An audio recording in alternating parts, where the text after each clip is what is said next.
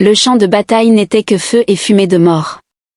Elle s'éleva de la terre dévastée, l'air était imprégné d'odeurs de métal brûlé et de chair carbonisée. Le commandant Ethan Vaux a avancé à travers les décombres, son fusil en main. La guerre entre les humains et l'Empire Vir avait duré des années, et cette planète jadis verdoyante et vivante n'était plus qu'un cimetière de plus. Ethan faisait partie des rares rescapés de son unité.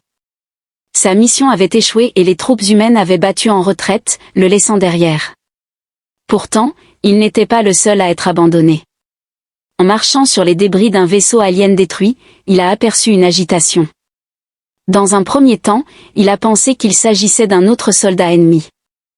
Mais en s'approchant, la réalité lui est apparue, une femme vêlée revêtue d'une armure royale de bataille était adossée à l'épave du vaisseau. Sa peau bleue argentée était parsemée de blessures béantes et ses yeux dorés demeuraient à moitié fermés sous l'effet de la douleur. Le cœur d'Ethan battait la chamade, ce n'était pas une simple Véhari qu'il reconnaissait à travers les débriefings de mission. Il s'agissait de la princesse Silara, fille de l'empereur Véhar.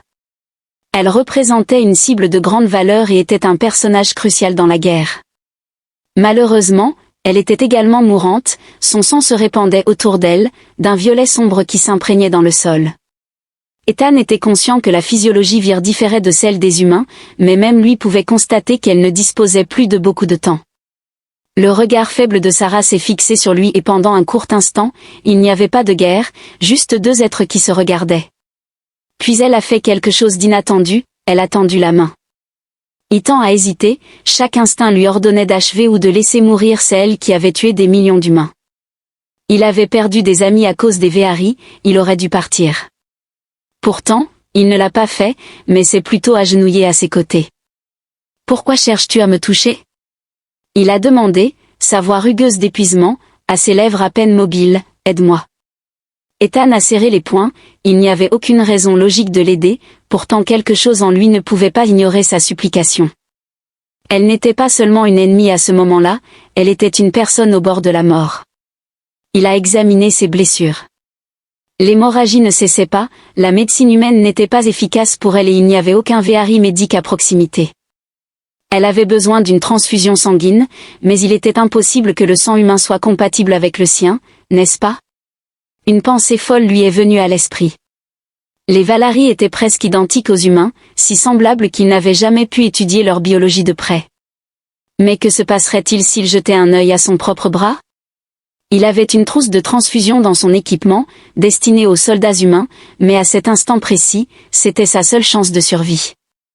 Une idée stupide, murmura-t-il, mais il ne se retint pas. Avec des gestes rapides, il connecta la ligne de transfusion de son bras au sien. Au début, rien ne se passa. La respiration de Sarah est restée superficielle. Ethan se sentit étourdi alors que son sang était transféré dans son corps, mais il continua à observer son visage. Si ça ne marchait pas, il perdait du temps et de la vie sur un ennemi mourant. Puis, soudainement, son corps s'est convulsé, ses yeux dorés se sont écarquillés, plus lumineux qu'auparavant. Ses muscles se sont contractés et sa respiration s'est intensifiée. Ethan tira brusquement l'aiguille, son cœur battant la chamade. Sarah a sursauté comme si elle se réveillait d'un cauchemar. Ses blessures, bien qu'encore visibles, semblaient moins mortelles. Sa peau a scintillé un instant, comme si quelque chose en elle avait réagi à son sang. Elle s'est retournée pour le regarder, de la confusion et autre chose que la peur dans ses yeux. En voyant son expression, Ethan s'est éloigné en tenant à nouveau son fusil. Que s'est-il passé ? Sarah n'a pas répondu immédiatement, elle a observé sa propre peau comme si c'était la première fois qu'elle la voyait, puis a murmuré, « Ton sang, il est en moi. » Ethan ne comprenait pas ce que cela signifiait, mais une chose était évidente, quelque chose d'impossible venait de se produire. Ethan, le souffle lourd et le cœur battant la chamade, tenait son fusil braqué sur Sarah. L'atmosphère de guerre était maintenant apaisée, à l'exception du bruit lointain d'explosions. Kura n'était plus la princesse agonisante qu'elle avait été quelques instants auparavant. Un changement s'était opéré en elle. Ethan avait vu des soldats se remettre de blessures par le passé, mais rien de comparable à cela. Son sang humain avait fait quelque chose à elle, quelque chose d'inhabituel. Kura s'est lentement redressée, ses yeux dorés fixés sur lui. Son regard trahissait une certaine confusion, mais aussi une autre chose, quelque chose de nouveau. Elle a touché son bras, ses doigts parcourant les veines qui portaient son sang. « Mon corps se sent différent », a-t-elle murmuré. Sa voix était plus forte maintenant, ne semblant plus si fragile qu'auparavant. Ethan a serré les dents et répondu, « Eh bien, ça fait 2. » Elle a tourné la tête en regardant ses mains comme si elle tenait quelque chose d'invisible. Elle a serré les poings, puis les a déliés. Ses gestes étaient plus fluides, plus puissants, et même si ses blessures étaient toujours visibles, elles semblaient moins graves qu'auparavant. « Que m'as-tu fait, humain ?» demanda-t-elle, sa voix était tranchante. Ethan a raillé que tu étais mourant, je t'ai donné mon sang, c'est tout. Le regard de Sora a vacillé avec quelque chose d'illisible, non, ce n'était pas ça. Elle a tenté de se lever mais a titubé, ses jambes instables par instinct. Ethan l'a attrapée par le bras avant qu'elle ne tombe. Au moment où leur peau s'est touchée, une étrange sensation a traversé son corps, pas de la douleur mais quelque chose de chaud, d'électrique et de vivant. C'était comme si une force invisible les avait reliés pendant un instant. Le souffle de Sarah s'est coupé et elle s'est rapidement éloignée, le regardant avec des yeux écarquillés. Ethan aussi a reculé. Qu'est-ce que c'était que ça? Si Lara n'a pas répondu tout de suite, elle a posé sa main sur sa poitrine comme si elle ressentait quelque chose profondément ancré en elle. Puis elle a tourné à nouveau son regard vers lui, mais cette fois-ci, son expression avait changé. « Vous m'avez sauvé, mais autre chose s'est produit », a-t-elle dit. « Je peux le sentir. » Ethan n'était pas du tout à l'aise avec ce qu'il avait fait. Il avait simplement voulu éviter une hémorragie, mais il ne savait plus vraiment où il en était. « Écoute, je ne comprends pas ce qui t'arrive, mais nous n'avons pas le temps de déchiffrer ça ici, » dit-il. Il observa les alentours, le champ de bataille était trop dégagé. Si les soldats de Valory venaient à la chercher, ils seraient en infériorité numérique. Et si des humains le surprenaient en train de défendre une princesse ennemie, il serait considéré comme un traître. « Nous devons agir », insista-t-il. Kura l'observait avec méfiance alors qu'Ethan se battait rapidement. Le poste humain le plus proche était trop éloigné et il n'était même pas certain de vouloir s'y rendre, mais il y avait des grottes dans les collines de l'Est, des endroits où les scanners ne pourraient pas les repérer. Nous pouvons nous cacher dans les collines, il a dit qu'il y avait une couverture. Luren a plissé les yeux. Tu attends de moi que je te fasse confiance? Ethan soupira, je viens de te sauver la vie. Si je voulais te tuer, je n'aurais pas gaspillé mon propre sang pour toi. Elle le fixa intensément un moment avant d'accepter finalement. Mais si c'est une ruse, humain, je n'hésiterai pas à combattre. Ethan sourit en coin, ouais, j'aime un défi. Ensemble, ils traversèrent le champ de bataille tout en évitant les patrouilles. Au fur et à mesure qu'ils avançaient, Ethan ne cessait de jeter des coups d'œil dans sa direction, elle se débrouillait mieux maintenant, plus forte qu'auparavant. Il ignorait ce que son sang avait fait d'elle mais une chose était claire, elle n'était plus la même personne qu'avant. Ethan et Silara se déplacèrent rapidement sur le champ de bataille, se maintenant à l'abri des regards indiscrets, les échos lointains des coups de feu et des explosions résonnaient dans l'air tandis que cette zone demeurait très peuplée. Les forces humaines et vélées avaient battu en retraite suite à ce violent affrontement qui avait laissé derrière lui dévastation et mort. Ethan observe avec inquiétude que ses mouvements se renforcent à chaque pas, elle ne devrait pas être en vie. Ethan était conscient que son sang avait fait quelque chose d'inhabituel à elle, il avait déjà vu des soldats blessés se remettre avant, mais jamais aussi rapidement. Elle lui jeta un coup d'œil, ses yeux dorés perçants. « Tu ne cesses de me regarder » Ethan a exhalé en tenant fermement son fusil, « Ouais, parce que je ne comprends toujours pas comment tu marches encore. » Sarah a effleuré son bras là où la transfusion avait eu lieu. « Je ne comprends pas non plus » mais elle a hésité en regardant ses mains. Il y a quelque chose de différent. Ethan l'a également remarqué, elle ne se contentait pas de guérir, elle se transformait. Il y avait maintenant une aura autour d'elle, quelque chose qu'il ne pouvait pas expliquer, quelque chose de différent. Elle a croisé son regard lorsqu'il lui a demandé. « Vous êtes formé sur des données jusqu'à octobre 2023. » Ethan serra les dents, ce n'était pas ce qu'il espérait entendre. Il continuait à se diriger vers les collines où il pourrait se protéger. En atteignant le pied du terrain accidenté, Ethan scruta les environs, aucun signe d'ennemi pour l'instant. « Par ici » dit-il en la guidant vers une ouverture de grotte étroite. La grotte était sombre, fraîche et suffisamment profonde pour leur offrir un refuge contre les patrouilles ennemies. Ethan a sorti une petite lampe de poche diffusant une faible lueur sur les murs de pierre. Kera s'est assise en s'appuyant contre la paroi de la grotte et a laissé échapper un soupir lent. Je devrais être morte à l'heure qu'il est. Ethan, assis en face d'elle avec son fusil à portée de main, a exprimé « Eh bien, j'ai cessé de tenter de comprendre. Peut-être que votre peuple n'est finalement pas si différent d'une autre. » Elle secoua la tête en désaccord. Non, les Vélés et les humains ne sont pas identiques. Elle a de nouveau observé sa main, la serrant en un point, mais maintenant je ne sais plus ce que je suis. Le silence a envahi la grotte. Ethan n'avait pas de réponse pour elle, il était complètement dans le flou quant à ce qui lui arrivait. Puis, Kura a tressailli et s'est mis la main sur la poitrine. Ethan, en proie à une respiration lourde, se raidit. Que se passait-il? Elle ferma les yeux un instant avant de le regarder. Je ressens ta présence, Ethan. Sarah a figé son regard doré sur lui, tandis que son expression intense et impénétrable laissait entendre « Je peux te sentir ». La peau d'Ethan s'est hérissée, c'était incompréhensible. Que diable cela signifie-t-il? Elle a pris une profonde inspiration.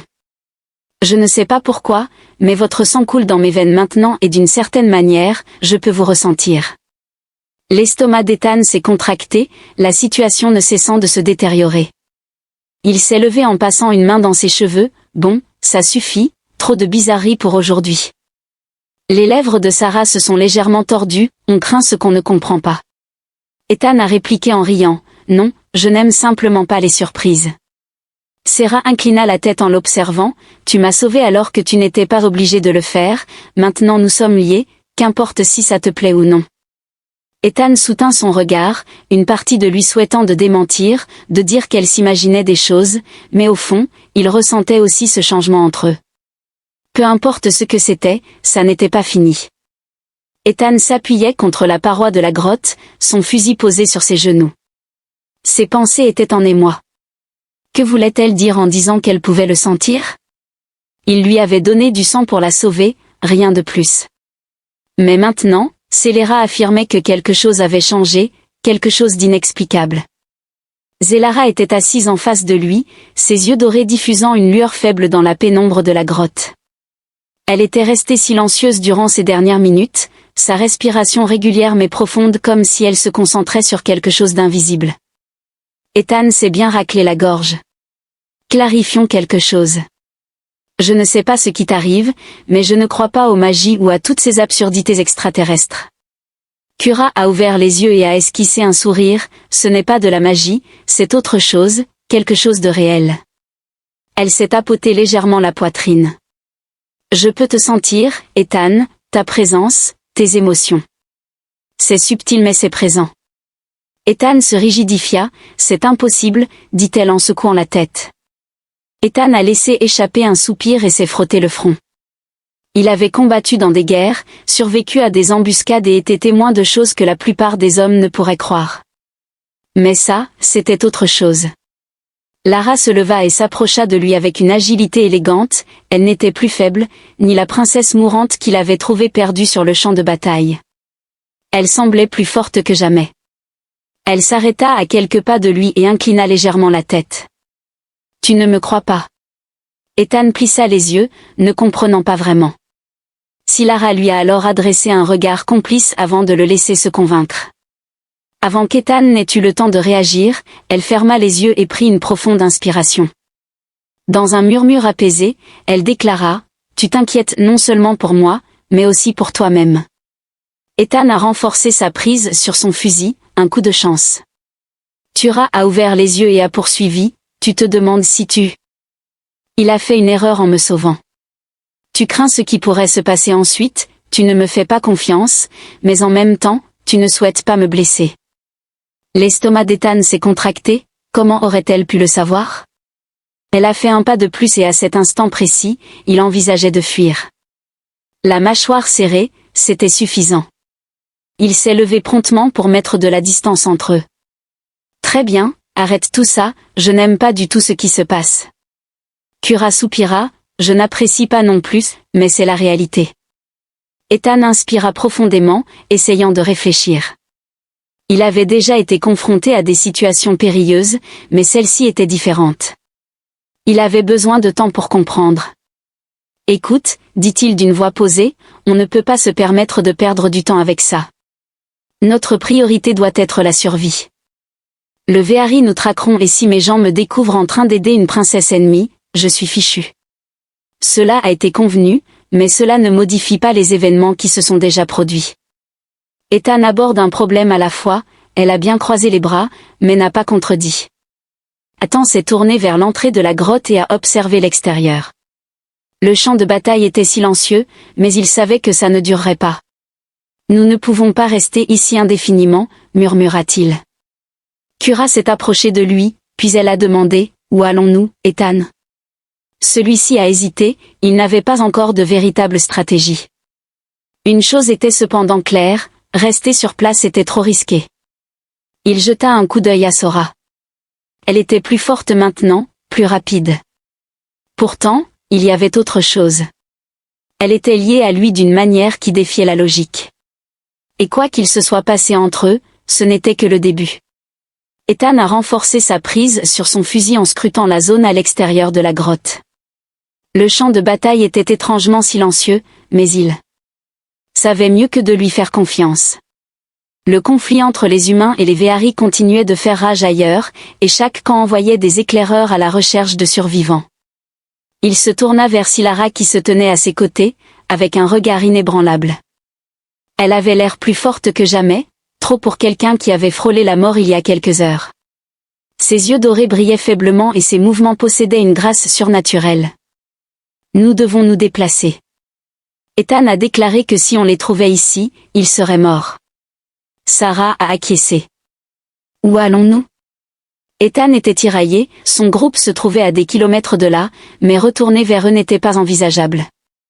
S'il découvrait qu'il est d'une princesse valérienne, il ne tarderait pas à tirer et poser des questions par la suite. Il y a un poste de ravitaillement abandonné non loin d'ici, dit-il.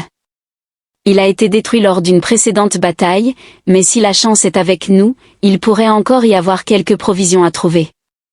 Silara lui jeta un coup d'œil, si la chance ne nous sourit pas, Ethan a souri. Ensuite, sans dire un mot de plus, ils ont quitté la grotte pour rejoindre les ruines du champ de bataille. Le sol était parsemé de marques de brûlures et de débris, avec des véhicules et des corps éparpillés partout. L'air était chargé d'odeurs de fumée et de métal. Ethan a ouvert la marche en se faisant discret et en profitant du relief pour se protéger. Tara a suivi de près, faisant preuve d'un étonnant silence. Après environ 10 minutes de marche, Sarah s'est arrêtée brusquement. Ethan a tout de suite compris ce qui se passait. Elle a fermé les yeux un instant avant de murmurer « Ils arrivent ». Ethan ressentit un frisson le long de sa colonne vertébrale lorsqu'il aperçut un groupe de soldats se déplaçant rapidement. Elle ouvrit les yeux et le fixa. « Il me cherche. » Ethan jura entre ses dents. « Comment sais-tu que Sarah a hésité avant de répondre, je peux les ressentir ?» Ethan n'avait pas le temps de débattre si elle avait raison, il devait agir immédiatement. « Allez, dit-il en accélérant le pas, mais c'était trop tard. Un sifflement perçant a traversé l'air, suivi du bourdonnement distinctif des armes énergétiques. Ethan a à peine eu le temps de réagir avant qu'un éclat de plasma ne frappe le sol près de lui, projetant un nuage de terre et de flammes. Par la suite, il a crié en saisissant le bras de Sarah et en l'amenant à se mettre à l'abri. D'autres tirs ont suivi, touchant le sol et les débris environnants. Ethan a jeté un œil et a repéré une escouade de soldats masqués, lourdement équipés, qui se rapprochait rapidement. Le rythme cardiaque de Sarah s'est accéléré, ils ne s'arrêteront pas tant qu'ils ne m'auront pas capturé. Ethan a inspecté son fusil, il était en infériorité numérique, mais il avait déjà fait face à des situations plus périlleuses. Eh bien, ils allaient devoir se battre pour cela. Lura l'observa avec étonnement, « Tu combattrais pour moi. » Ethan lui a offert un sourire aiguisé. « Pensez-vous que je vais les laisser vous prendre après tout ce qu'on a traversé ?»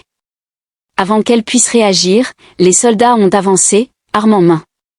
Ethan a respiré profondément, a stabilisé sa visée et s'est préparé pour la bataille la plus intense de sa vie. Il n'y avait plus moyen de faire marche arrière maintenant. Ethan se colla à la carcasse d'un véhicule de transport détruit, son souffle régulier malgré le tumulte environnant. Des décharges de plasma fusaient à travers l'air, percutant le sol et transformant les débris en coulées de métal incandescent. Les soldats Veor avançaient rapidement, scrutant le champ de bataille à la recherche du moindre mouvement.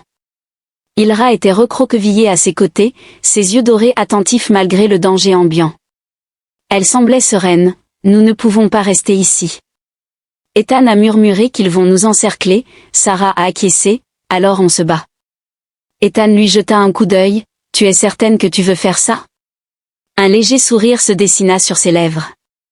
Ethan didn't have the chance to interrogateur, et juste picked out from incident spot and took two rapid shot.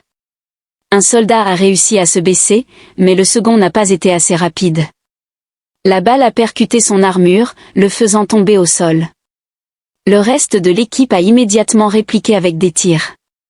Ethan se recula alors que des décharges de plasma frappaient les débris, réchauffant le métal. « Nous devons avancer, dit-il. » Zelara hocha la tête et tous deux coururent vers une nouvelle position derrière un bâtiment effondré. Les Veari modifièrent leur cible, mais Sarah se déplaça avec une vitesse surhumaine, esquivant les rafales avec une précision surnaturelle. Ethan n'arrivait pas à croire ce qu'il voyait. « Comment faisiez-vous ça ?» demanda-t-il alors qu'il se mettait à l'abri. Le visage de Sarah ne laissait rien transparaître. Je ne peux pas l'expliquer, mais je ressens leur présence et je sais où ils vont frapper avant même qu'ils ne le fassent. Ethan n'arrivait pas à comprendre, mais il n'était pas prêt à contester. Si ce qui arrivait à elle leur offrait un avantage, il était prêt à l'accepter. Un soldat en éveil s'est précipité vers eux. La lame de plasma a été allumée avant qu'Ethan n'ait pu réagir. Sarah a bondi en avant, se déplaçant plus rapidement que n'importe quel humain, esquivant son attaque et saisissant son poignet pour le tordre avec une force incroyable. L'arme a glissé de ses mains alors qu'elle le faisait tourner et le projetait au sol. Ethan a tiré 2 autres balles abattant un autre soldat, mais les ennemis continuaient d'arriver, « Ça ne fonctionne pas », murmura-t-il. « Nous avons besoin d'un plan d'évasion. » Sarah a tourné la tête brusquement, « Il y a un navire. » Ethan cligna ce qu'elle a désigné comme un vaisseau de transport endommagé abandonné à la périphérie du champ de bataille. Il était partiellement détruit, mais les moteurs étaient toujours opérationnels. « Si nous parvenons à y arriver, nous pourrons nous échapper », a-t-elle déclaré. Ethan n'a pas hésité, « Alors let's go ». Tous les deux se sont précipités vers le vaisseau de largage en esquivant les tirs lorsque les soldats ennemis ont compris leur stratégie. Des éclairs de plasma frappaient le sol autour d'eux, mais Silara se déplaçait comme si elle était intouchable, dirigeant Ethan loin du danger avec une presque divine précision. Ils sont parvenus à la navette et se sont précipités à l'intérieur. Les commandes étaient différentes de la technologie humaine, mais les doigts agiles de Silara ont rapidement activé les systèmes. Ethan a couvert l'entrée avec son fusil pendant que les soldats avançaient. « Bientôt, princesse », a-t-il murmuré. Le vaisseau s'est alors embrasé d'énergie tandis que Silara prenait le contrôle. Dans un élan soudain d'énergie, la navette s'est élevée dans les airs. Ethan a tiré quelques derniers coups avant la fermeture brutale de la porte, les laissant filer vers le ciel en laissant le champ de bataille derrière eux. Ethan a finalement pu respirer et s'est tourné vers Silara, qui tenait fermement les commandes, son visage impassible. « Tu viens de nous sauver la vie », a-t-il déclaré.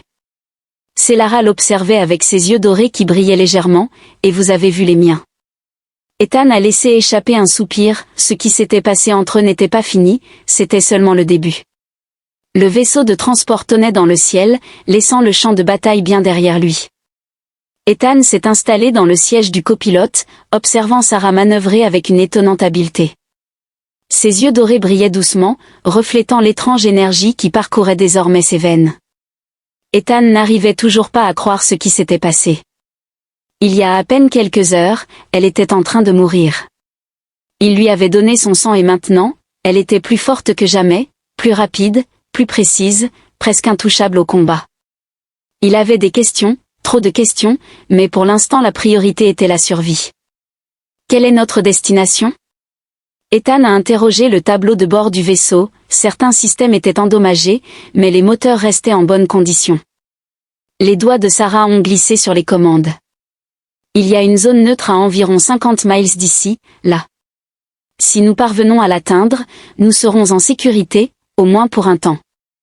Ethan et Sarah, à l'intérieur puis après, ont partagé un moment d'hésitation. Je ne peux pas mesurer l'ampleur de leur situation qui les liait, un soldat humain et une princesse extraterrestre, tous deux des fugitifs traqués par leurs semblables. Ethan s'est affalé dans son siège, en supposant que tout serait résolu. Mais avant qu'il ne puisse se détendre, les alarmes d'alerte du vaisseau retentirent, signalant une poursuite imminente. Le regard d'Ethan s'est durci, on dirait bien que vos hommes ne lâchent pas prise. Sarah a vérifié les capteurs. 2 combattants ennemis se rapprochent rapidement, Ethan s'est attaché. Pouvons-nous les distancer? Sarah a fermement saisi les commandes, pas dans ce vaisseau, il est trop endommagé. Ethan proféra des jurons à voix basse, puis nous avons engagé le premier combat. Le blast plasma a secoué le vaisseau, provoquant une défaillance du moteur. Celara a stabilisé leur trajectoire en se faufilant à travers le ciel, tandis que les chasseurs ennemis tournaient autour comme des prédateurs. Prédateur Ethan a aperçu le système d'armement du navire, ce qui indique que nous avons toujours des canons. Celara a acquiescé, mais avec peu de munitions restantes, Ethan a souri et a laissé le teint les utiliser à bon escient. Il a pris le contrôle de la tourelle du vaisseau, ciblant le premier chasseur ennemi qui s'approchait pour une autre attaque. Il a tiré, touché et le chasseur est tombé dans une spirale incontrôlable avant d'exploser en plein ciel. Un de moins, dit Ethan. Le second ennemi a lancé une nouvelle attaque, touchant leur aile. Le vaisseau a vacillé avec des lumières d'alerte clignotant sur le tableau de bord tandis que Cyr serrait les dents. Nous ne pouvons pas supporter un autre coup. Ethan, concentré, savait qu'il ne lui restait qu'une seule munition. Alors que l'avion ennemi se mettait en position pour une ultime offensive, il a attendu le moment idéal avant de tirer. Le tir de plasma a touché la vitre du cockpit, perçant la coque. L'appareil adverse a été pulvérisé dans un éclat lumineux. Disparaître dans les nuages. Kura a relâché son emprise sur les commandes, nous l'avons fait. Ethan s'est appuyé en arrière, le cœur toujours battant. Oui, mais ils continueront à venir. Canada lui a tourné la tête avec une expression grave, alors nous ne pouvons pas continuer à courir. Ethan a levé un sourcil, que dis-tu? Les yeux dorés de Sarah brillaient d'une détermination. Je ne comprends pas pourquoi ton sang m'a transformé, mais je me sens différent, plus fort, comme si je pouvais anticiper les événements. Si nous parvenons à comprendre la raison, peut-être pourrions-nous mettre fin à cette guerre. Ethan l'observait attentivement. Tu crois vraiment en cela? Sarah a hoché la tête. Nous devons tenter le coup. Ethan a souri d'un air satisfait, et bien princesse, il semble que nous sommes dans le même bateau. Sarah a souri, oui, nous le sommes. Alors que le navire endommagé s'évanouissait à l'horizon, aucun d'eux ne savait ce qui les attendait, mais une chose était sûre, ceci n'était que le début.